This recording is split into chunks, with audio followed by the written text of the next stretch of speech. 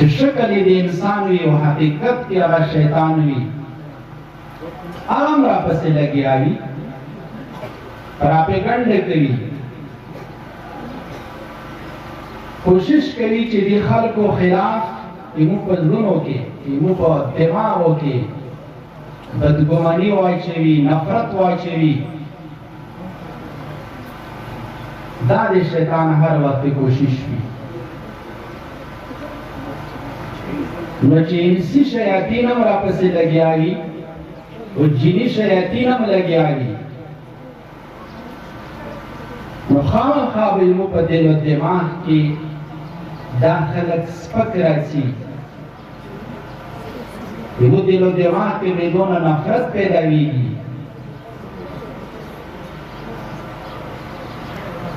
او کنا مطلقه مقابله وکړه چې دا د قرآن حفاظت کوونکي دي زموږ د ایمان او د اسلام حفاظت کوونکي دي او د ایمان او د اسلام نه لویه سرمایه بله نشته ځکه چې یو سړی چې دنیا په خپل ژوند کې ایماندار وي نیک اعمال وکړي هغه ته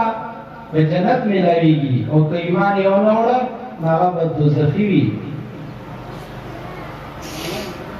د جنت هغه نعمتونه بخاري شریف کې حدیث دا چې د جنت د ځمکې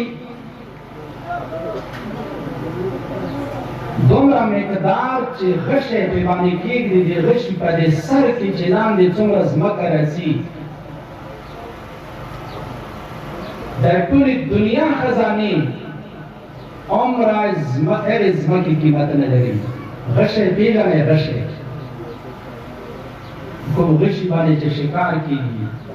د هغې غشي والا سر تېروي او ډېر معمولي غونډه کې ځای نسي هغه غشی چې ته ولګوې په ځمکې باندې څومره ځای به نسي دا ټوله دنیا د هرې ځمکې قیمت نشي پوره کوی دومره معمولي ځمکې د جنت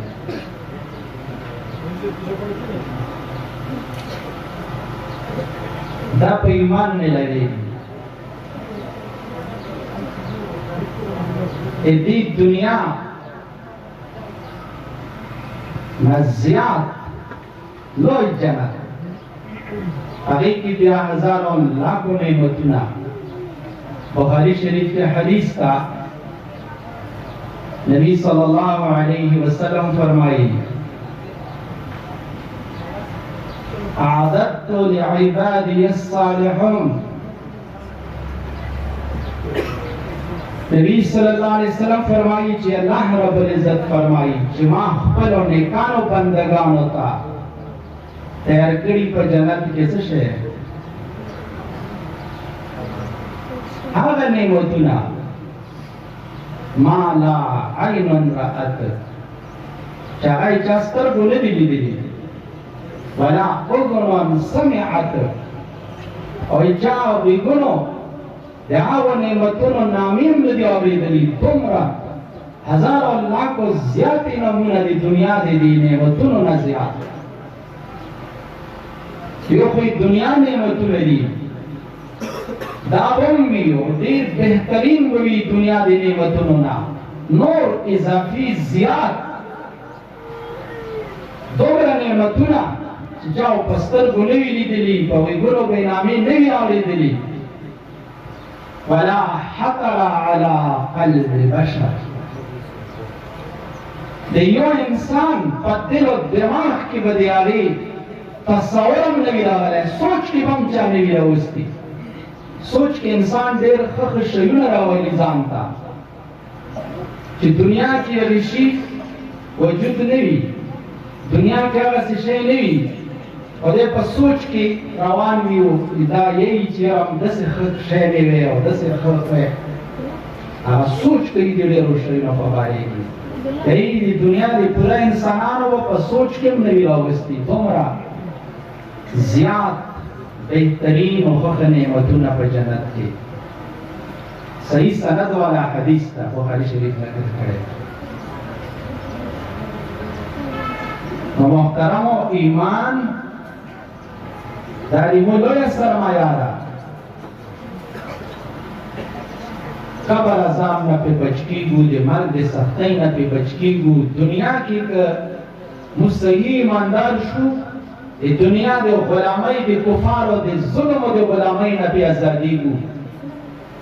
دنیا د عذابونو نه پې خلاصېږو. دا دومره لویه سرمایه ده. نو دې خلکو په کوششونو باندې د مو ایمان محفوظ ده. دې خلکو په مو باندې ډېر لوی انسان ده. دا طلبا چې تاسو وینئ، دا نوجوان دي، دنیا د خواهشات دي ګیر چاپېر، د فحاشۍ نه ډکه ده دنیا، د فضولیاتو نه چې په دې عمر کې د دنیا دا فحاشي او دا زدي د دې عمر هلکانو تر ډېر زیات خوند ورکوي، ډېر زیات اثر پې باندې دا شیونه لري. خدای دې الله په فضل سره چې دو ته یې دا همت ورکړی، دا طاقت یې ورکړی، دو والدینو ته الله رب العزت دا همت ورکړی. دې علماء او حفاظو په برکت سره چې دو یو ماحول جوړ کړی ده، د هغې دعوت چلوي او د والدینو ذهن جوړ شي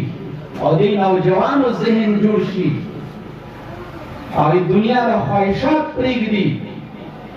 دا مستی پرېږدي، دا کیل کود پرېږدي او راشي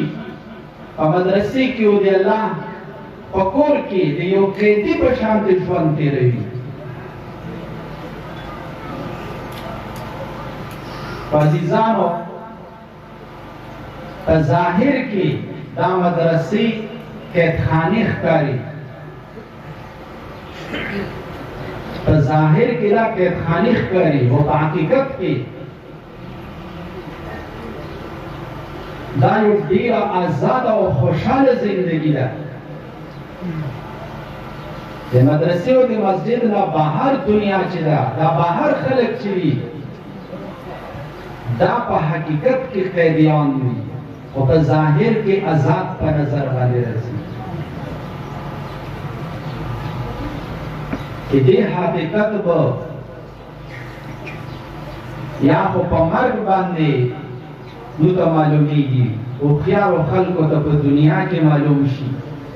چې کوم خلک دې میدان ته راشي، دو ته الله دل ته وښیي چې دا خو قیدخانه نه ده،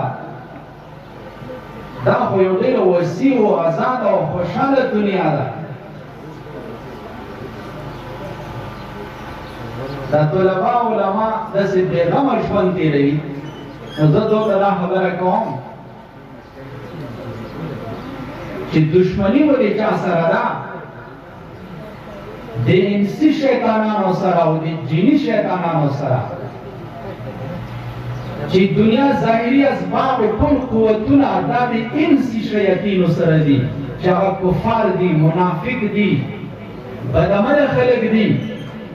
ماده پرست خلک دي. یا اوس سره دنیا دا ټول قوتونه او اسباب او اسلحې او داوې سره دي. د تاسو جنګ د دې خلکو سره ده، او بیا د شیطان سره مو جنګ ده، یا اوس سره مو دشمني ده چې هغه د هر انسان په دل او دماغ باندې سوار ده او مسلط ده.